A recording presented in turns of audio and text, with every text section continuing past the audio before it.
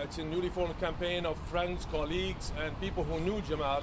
We want answers about Jamal's disappearance in Turkey, and we gather here today to voice our concern, to ask for answers to so many questions primarily from the Saudi government, but also from others who might have information about the whereabouts of Mr. Jamal Khashoggi.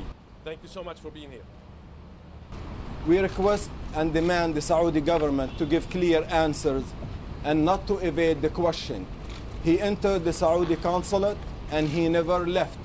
If they have a proof that he left the consulate alive, they should share it with us.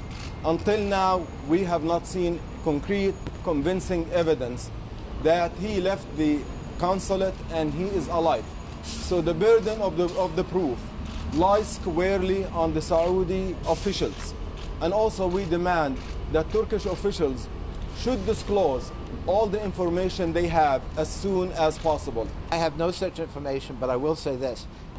The reports surrounding Jamal's disappearance, if corroborated, would represent a new low on the part of a sovereign state in another sovereign state, turning a consulate into an abattoir. Sovereign territory in another country has diplomatic immunity so that business can be undertaken, not that crimes can be committed. Prior to his disappearance, do you have any information about? We know through Turkish sources now that 15 Saudis came into Turkey and went to that consulate for a purpose. We pray that the speculation and the leaks that have come out of the Turkish government are inaccurate, that they're not true, and that Jamal is still alive, although under detention, illegal detention. What is Jamal's crime from the point of view of the Saudi government? He was a reporter and a columnist for this newspaper, among others.